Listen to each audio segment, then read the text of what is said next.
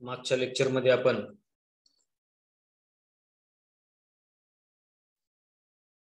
जातीच्या संदर्भामध्ये चर्चा करत असताना आपण आपल्या जातीतल्या व्यक्तीला किती प्रिय मानतो, तो चांगला असो की वाईट, आपण फक्त एवढाच विचार करतो की तो आपल्या जातीचा आहे,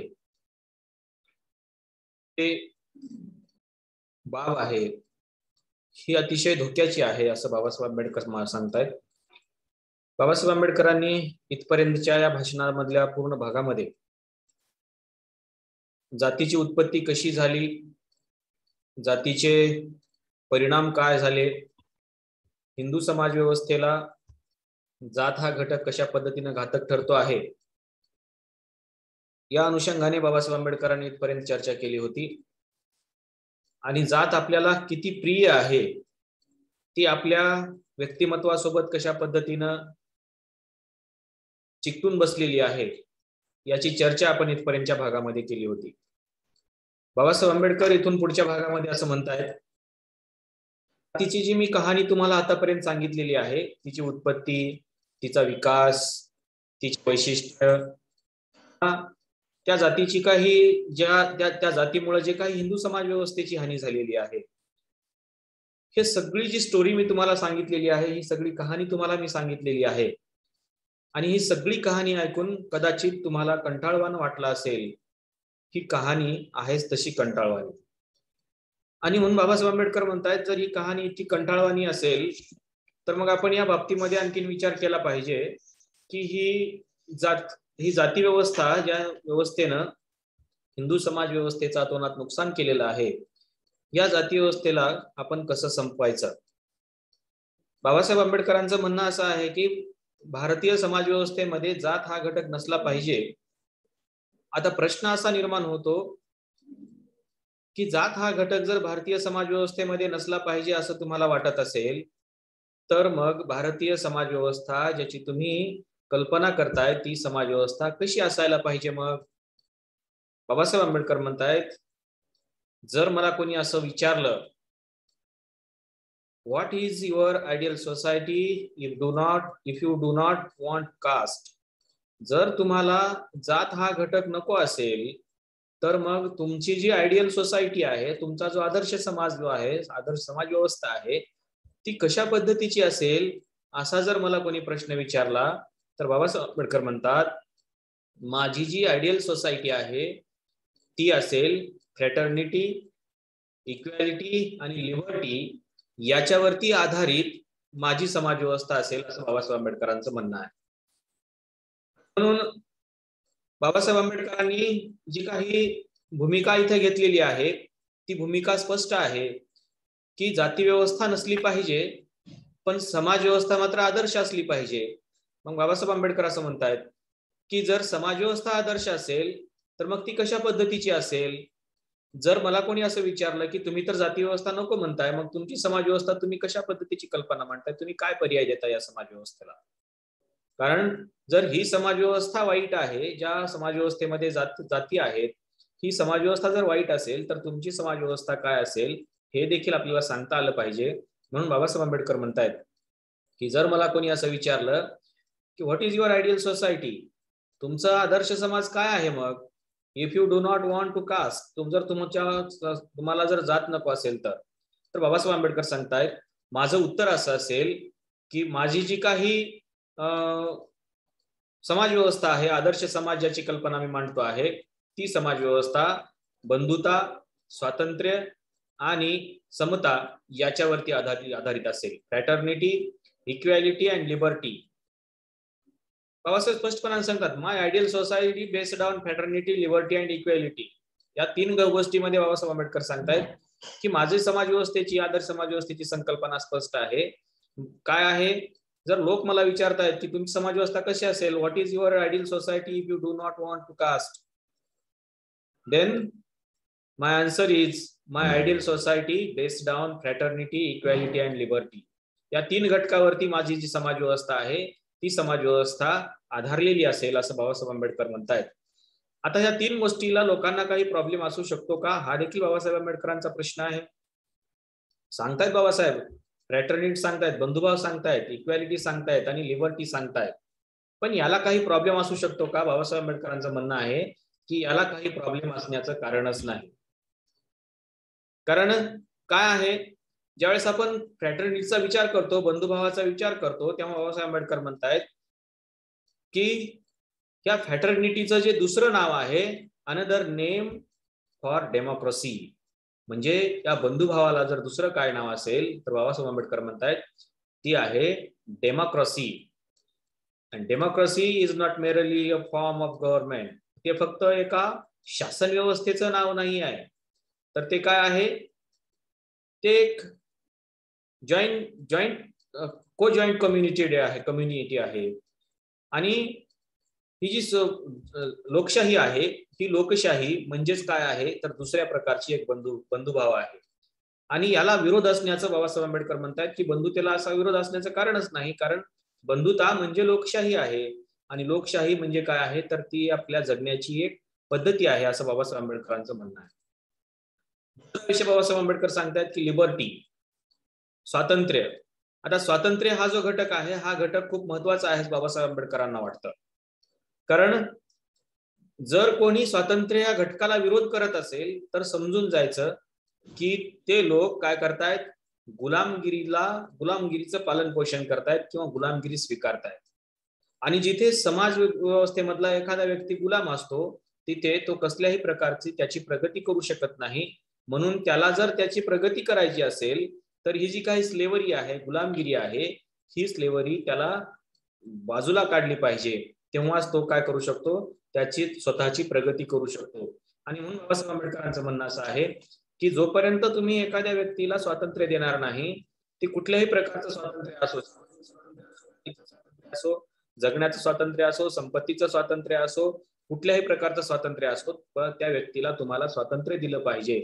जोपर्यंत तुम्ही त्या व्यक्तीला स्वातंत्र्य देत नाही तोपर्यंत ती व्यक्ती प्रगती करू शकत नाही.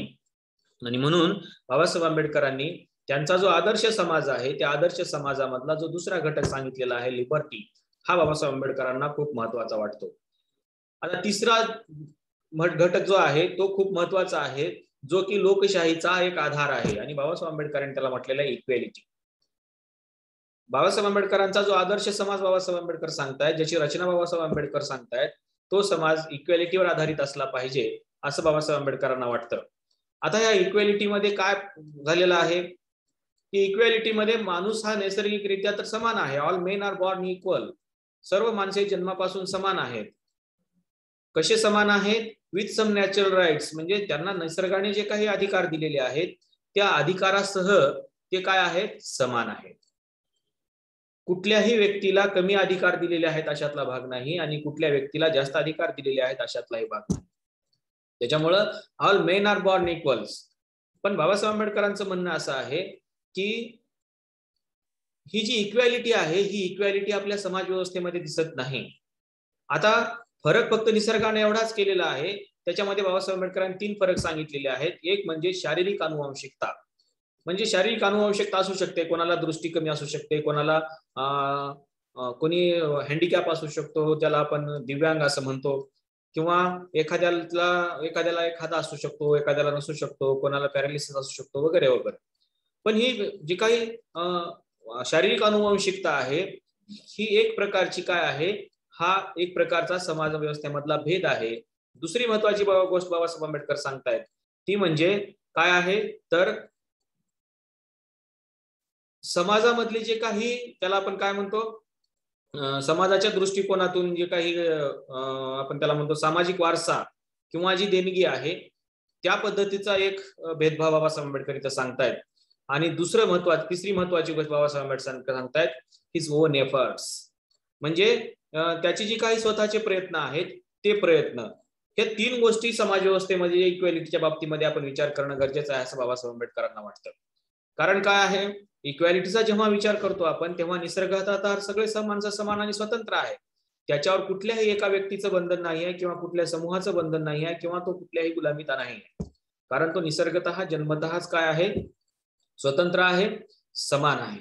आणि मग ज्यावेळेस समानतेचा विचार करतो आपण त्यावेळेस फक्त त्याच्यामध्ये भेदभाव कशा पद्धतीचा आढळून येतो समाजामध्ये, एक शारीरिक आनुवंशिकता दुसरं जे काही सामाजिक जे काही पालकत्व आहे किंवा ज्याला देणगी अशा स्वरूपाचा असं म्हणतो आपण ते, आणि तिसरं म्हणजे त्याचे स्वतःचे प्रयत्न.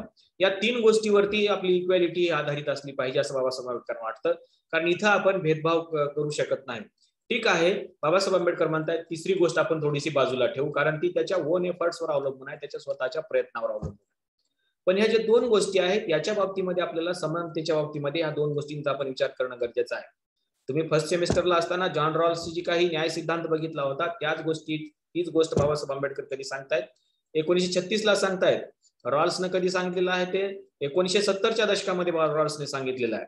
पण बाबासाहेब आंबेडकर ते 1936 ला सांगतायत. बाबासाहेब आंबेडकर म्हणतायत की जी काही शारीरिक आनुवंशिकता आहे ज्याच्यावरती रॉल्स त्याच्या जस्टिस थिअरीमध्ये बोलतोय, त्याची जी काही शारीरिक आनुवंशिकता आहे त्याचा विचार आपल्याला करावा लागणार आहे. दुसरी महत्वाची गोष्ट म्हणजे ज्या व्यक्तींना सामाजिक वारसा भेटलेला आहे किंवा देणगी भेटलेली आहे आणि त्या माध्यमातून तो सामाजिक वारसा किंवा त्याला जी काही सामाजिक देणगी भेटलेली आहे त्याच्या माध्यमातून तो जे काही प्रगती करतो आहे, ह्या 2 गोष्टी मात्र काय आहेत याचा महत्वाचा विचार आपल्याला करावा लागणार आहे. कारण एखादी व्यक्ती जर हँडिकॅप आहे किंवा त्याला दिव्यांग असं आपण म्हणतो आणि ती जर आनुवंशिक असेल, ती जर शारीरिक आनुवंशिकता त्याची जर कमजोर असेल तर त्याच्या शारीरिक दृष्ट्या धष्टपुष्ट असलेल्या व्यक्तीसोबत त्याची स्पर्धा होऊ शकत नाही. इथं आपल्याला काय करावं लागेल, काहीतरी इक्वॅलिटीच्या बाबतीमध्ये आपल्याला विचार करावा लागेल. आता समजा एखाद्या व्यक्तीला असं सांगितलं आपण की एक आंब्याचं झाड आहे आणि तिथं एक शारीरिक आनुवंशिकता असलेला व्यक्ती उभा आहे आणि दुसऱ्या बाजूला शारीरिक जो धष्टपुष्ट आहे अशी व्यक्ती उभी आहे. हे 2 व्यक्ती एका झाडाखाली उभे आहेत आणि आजूबाजूला त्यांना कुठल्याही प्रकारचं खाद्य नाही आहे. ह्या दोघांनाही भूक लागलेली आहे आणि हे दोघे जण यांच्याकडे काय आहे, फक्त झाडावर असलेली फळं आहेत. आता हा जो शारीरिक आनुवंशिकता असलेला व्यक्ती आहे आणि जो काही शारीरिक आनुवंशिकता नसलेला व्यक्ती आहे, या दोघांना असं जर तुम्ही सांगितलं की तुम्हाला इकडे तिकडे काहीच खायला मिळणार नाही, तुम्हाला झाडावर चढून त्या झाडावरची फळे काढावे लागतील. आता हे कोणाला शक्य आहे? जी व्यक्ती शारीरिक दृष्ट्या धष्टपुष्ट आहे त्या व्यक्तीला हे शक्य आहे. ती व्यक्ती फटकन झाडावरती चढेल, 2 फळं काढेल आणि खाईल. पण जो शारीरिक आनुवंशिक आहे, ज्याला हँडिकॅप आहे, त्याचं काय? त्याची स्पर्धा त्याच्यासोबत होऊ शकते का? बाबासाहेब आंबेडकर म्हणतायत की या दोघांचा विचार आपल्याला करावा लागेल, कारण ह्या दोघांना इक्वॅलिटीवरती आपल्याला आणायचं. ह्या दोघांनाही ते फळ मिळालं पाहिजे अशी व्यवस्था आपल्याला निर्माण करायची आहे. आणि म्हणून बाबासाहेब आंबेडकरांनी सांगितलेलं आहे की ज्यावेळेस आपण इक्वॅलिटीचा विचार करतो तेव्हा आपण या दृष्टिकोनातून जी काही समाजामध्ये ऑलरेडी विषमता आहे त्याचा विचार आपल्याला अगोदर करावा लागेल. म्हणून त्यांनी जी काही शारीरिक आनुवंशिकता आहे हा घटक महत्वाचा मानलेला आहे आणि तिथं मात्र आपण इक्वॅलिटीच्या बाबतीमध्ये या दोघांमध्ये आपल्याला विचार करावा लागेल असं त्यांचं म्हणणं आहे. दुसरा घटक बाबासाहेब आंबेडकरांनी सांगितलेला आहे जो की समाजामध्ये विषमता निर्माण करतो, तो आहे ज्यांचा सामाजिक वारसा चांगला आहे किंवा ज्यांना सामाजिक देणगी चांगली आहे. तर अशा लोकांना काय होतं की त्यांच्यामध्ये त्यांची जी काही पेरेंट्स आहेत, पॅरेंटल केअर आहे ती आहे, एज्युकेशन आहे किंवा त्यांच्याकडे असलेले जे काही सायंटिफिक नॉलेज आहे याचा देखील विचार आपल्याला याच्यामध्ये करावा लागणार आहे. कारण पालकांचं प्रेम त्यांना जास्त भेटलेलं आहे, शिक्षणाची संधी त्यांना लवकर भेटली आहे, त्यांच्यामध्ये शास्त्रीय ज्ञानाचा संचयही आहे आणि ते रानटी मानवापेक्षा जास्त कार्यक्षम आहेत, कारण त्यांना काय झालेलं आहे, तशा पद्धतीची देणगी निसर्गाकडून मिळालेली आहे. आणि मग जेव्हा अशा व्यक्तींच्या सोबत आपण जर एखाद्या शारीरिक आनुवंशिक असलेल्या लोकांची स्पर्धा करतो तेव्हा ही स्पर्धा योग्य नाही असं बाबासाहेब आंबेडकरांना वाटतं. तिसरा जो घटक त्यांनी सांगितलेला आहे हिज ओन एफर्ट्स, त्याचे जे काही स्वतःचे प्रयत्न आहेत त्याच्यावरती त्याला सोडून द्या. पण कधी सोडून द्या? जर ते दोघे समान असतील. कशाच्या दृष्टिकोनातून समान असतील? त्यातला कोणीही शारीरिक आनुवंशिक त्याच्यामध्ये नसेल किंवा त्याला कुठल्याही सामाजिक स्वरूपाची जी काही एखाद्याला एक्स्ट्रा देणगी भेटलेली नसेल. दोघेही जर शारीरिक दृष्ट्या आनुवंशिक असतील तर त्यांची स्पर्धा असेल किंवा दोघे जर जे काही त्यांना सामाजिक देणगी आहे किंवा सामाजिक वारसा चांगला आहे असे जर दोघे असतील तर त्यांची एक समान स्पर्धा असू शकते. जर अशी समान स्पर्धा तुम्ही लावून दिलेली असेल तर मग काय करायचं आहे, तुम्ही त्यांना त्यांच्या एफर्ट्सवर सोडून द्यायचा.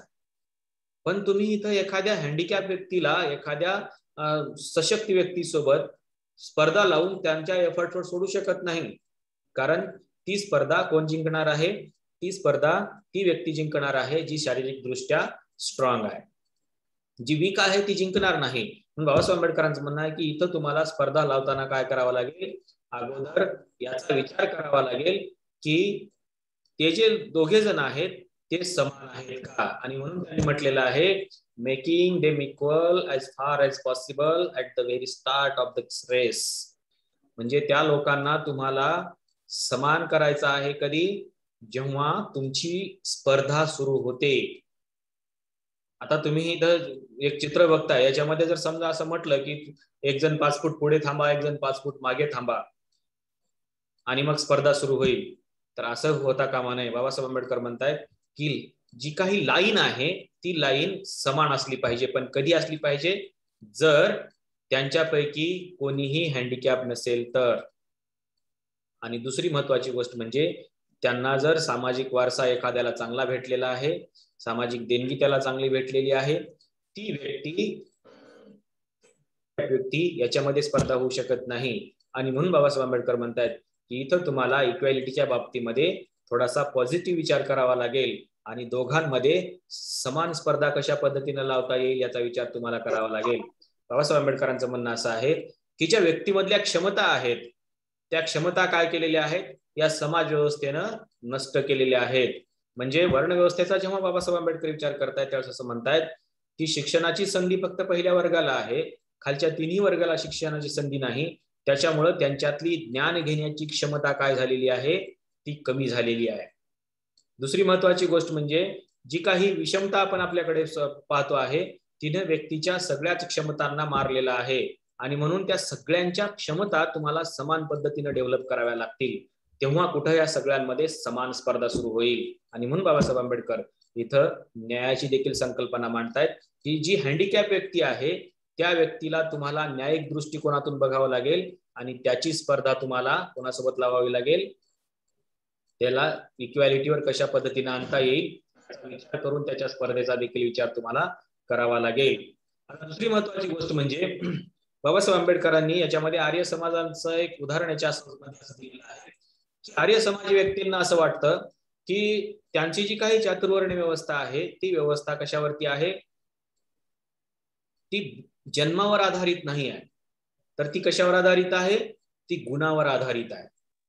आणि जेव्हा गुणांचा विचार आपण करतो त्यावेळेस आर्य समाजाला असं वाटतं की जी व्यक्ती बुद्धिमान आहे ती ब्राह्मणच आहे, जी व्यक्ती शौर्यवान आहे ती क्षत्रियच आहे, जी व्यक्ती वैश्य आहे, व्यापारी आहे, ती व्यक्ती वैश्य आहे. म्हणजे इथं बघा त्यांनी काय केलेलं आहे की हे जे काही 4000 जाती आहेत ह्या जाती नष्ट करून त्यांचं म्हणणं असं आहे की जर तुम्हाला इथं समान स्पर्धा लावायची असेल तर तुम्हाला काय करावं लागेल? जाती व्यवस्था नष्ट करावी लागेल. आर्य समाजाची जी जाती व्यवस्था नष्ट करण्याची पद्धती आहे ती वेगळी आहे. ते असं म्हणतायत की ह्या जे काही सगळ्या जाती आहेत याचं डिवायडेशन हे 4 वर्णामध्ये आपल्याला करायचं आहे, असं आर्य समाजाचं म्हणणं आहे. आणि ही जी वर्ण व्यवस्थेवरती जी विभागणी आर्य समाज करतो आहे ती विभागणी कशाच्या आधारावरती आहे? Not on birth but on गुणा worth. Not on birth but on worth. म्हणजे जी काही जन्मावर आधारित आहे ती जन्मावर आधारित नाही, तर ती कशावर आधारित आहे? ती गुणावर आधारित आहे. आता बाबासाहेब आंबेडकरांचं म्हणणं असं आहे की जाती व्यवस्था नष्ट करून जर तुम्हाला इक्वॅलिटी निर्माण करायची आहे तर मग तुम्ही या वर्ण व्यवस्थेचा आग्रह कशासाठी धरताय? आर्य समाजाने सामाजिक सुधारणा मांडल्या, पण सामाजिक सुधारणा मांडत असताना त्यांनी जाती व्यवस्थेला विरोध केला आर्य समाजानं. पण आर्य समाजानं काय केलं? जाती व्यवस्थेला विरोध केला पण वर्ण व्यवस्थेचा स्वीकार त्यांनी केला. बाबासाहेब आंबेडकरांचं म्हणणं असं आहे की 4000 जातींना तुम्हाला 4 वर्णामध्ये कशा पद्धतीने तुम्ही बसवू शकता? आणि हे शक्य तरी आहे का? आता जी काही जाती व्यवस्था आधारित आहे ती कशाच्या आधारावरती आहे? ती ऑन बर्थ आहे, ती जन्मावर आधारित आहे, ती वर्थवर नाही. ज्या जातीमध्ये व्यक्तीचा जन्म होतो त्याच जातीमध्ये व्यक्तीचा मृत्यू देखील होतो. त्याच्यामुळे काय होतं नेमकं की त्याला त्याची जात बदलून दुसऱ्या ह्याच्यामध्ये जाता येत नाही. पण आर्य समाजाचं म्हणणं असं आहे की अशा पद्धतीची जाती व्यवस्था आहे ती नष्ट करावी आणि इथं काय असतील? फक्त जे काही वर्ण आहेत तेच असतील. जो विद्वान आहे तो ब्राह्मण असेल, जो शौर्यवान आहे तो क्षत्रिय असेल, जो लालची आहे किंवा व्यापारी आहे तो वैश्य असेल, आणि या सगळ्यांची सेवा करणारा जो वर्ग आहे तो शूद्र असेल. पण यांचे शिक्के मात्र कायम आहेत. जाती व्यवस्था संपवा असं आर्य समाज म्हणतात, पण यांच्यावरती हा शिक्का असेल की हे कुठल्या वर्णामध्ये आहे. बाबासाहेब आंबेडकर म्हणतात हे शक्य आहे का? तर याचं त्यांचं म्हणणं असं आहे की हे शक्य नाही. त्याचं कारण असं आहे की त्याची जी काही आपण त्याला काय म्हणतो ऑनर, म्हणजे त्याला आपण मराठीमध्ये काय शब्द वापरतो, त्याचा जो काही सन्मान आहे, तर हा सन्मान करत असताना त्याला या कुठल्याही लेवलची आवश्यकता नसली पाहिजे असं बाबासाहेब आंबेडकरांचं म्हणणं आहे. म्हणजे एखादी व्यक्ती जर क्षत्रिय असेल, एखादी व्यक्ती जर समजा शूरवीर असेल, तर ती क्षत्रिय आहे म्हणून तिचा सत्कार करायचा नाही. किंवा एखादी व्यक्ती जर खूप विद्वान आहे आणि ती विद्वान आहे म्हणून ती ब्राह्मण आहे असं म्हणून त्याचा सत्कार करायचा नाही. बाबासाहेब आंबेडकर म्हणतात त्यांचा सन्मान करा, पण कसं करा? Honour without his being labelled, म्हणजे त्याच्याकडे अशा पद्धतीचं कुठलंही लेबल नसेल. तो ब्राह्मण नसेल, तो क्षत्रिय नसेल, तो वैश्य नसेल, तो शूद्र नसेल. तो जर विद्वान असेल तर तो फक्त विद्वानच असेल. तो जर सैनिक असेल तर तो फक्त सैनिकच असेल. तो जर व्यापारी असेल तर तो फक्त व्यापारीच असेल. त्याचं सन्मान करत असताना त्याला अशा कुठल्याही प्रकारचं लेबल असता कामा नये असं बाबासाहेब आंबेडकरांना वाटतं. पण आर्य समाजी लोकांना वाटतं की ही अशा पद्धतीची जी काही रचना आहे, ही जी काही वर्णव्यवस्था आहे, ही असणं गरजेचं आहे आणि ती गुणावर असेल. बाबासाहेब आंबेडकर म्हणतायत इट इज नॉट पॉसिबल, हे शक्य नाही. आता त्यांचं हे म्हणणंही असं आहे बाबासाहेब आंबेडकरांचं की तुम्ही त्यांचा ऑनर करताय, तुम्ही त्यांचा सन्मान करताय, पण कशा पद्धतीचे कशाच्या आधारावरती करताय?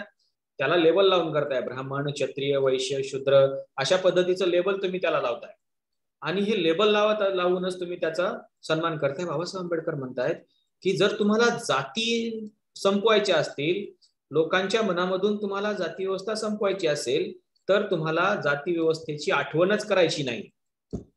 त्याच पद्धतीने बाबासाहेब आंबेडकर म्हणतायत की तुम्हाला ही जी काही पुरातन शिक्के मारलेले आहेत, हे शिक्के जर तुम्हाला संपवायचे असतील तर तुम्ही याला नेहमी नेहमी नेहमी नेहमी त्याच्यावरती तुम्ही विचार का करताय? ती तुम्हाला संपवता आली पाहिजे आणि ती संपवूनच तुम्ही बाकीचा विचार केला पाहिजे. तुम्ही जर त्याला हे ब्राह्मण आहे, क्षत्रिय आहे, वैश्य आहे, शूद्र आहे अशा पद्धतीच्या लेबलची आठवण करून देत असाल तर इथं कसल्याही पद्धतीने त्याचा ऑनर होणार नाही किंवा त्याचा सन्मान होणार नाही. उलट हे लोक काय करतील, हे वरचेवर त्याची आठवण करत राहतील. म्हणून बाबासाहेब आंबेडकर म्हणतात की जर तुम्हाला कास्ट सिस्टम संपवायची असेल आणि तुम्हाला जर चातुर्वर्ण व्यवस्था इस्टॅब्लिश करायची असेल, break up the caste system for establish the chaturvarna system. म्हणजे जाती व्यवस्था जर तुम्हाला ब्रेक करायची असेल, संपवायची असेल आणि तुम्हाला जर चातुर्वर्णी व्यवस्था निर्माण करायची असेल, ती कशाच्या आधारावरती? Not on birth based, not on birth, मग कशावरती? तर तुम्हाला वर्थवरती म्हणजे गुणावरती जर तुम्हाला निर्माण करायची असेल तर बाबासाहेब आंबेडकरांनी काही अडथळे सांगितलेले आहेत आणि ते सांगितलेले आहेत की जी काही वर्णव्यवस्थेचा तुम्ही विचार करत आहात, त्या वर्णव्यवस्थेचा विचार करत असताना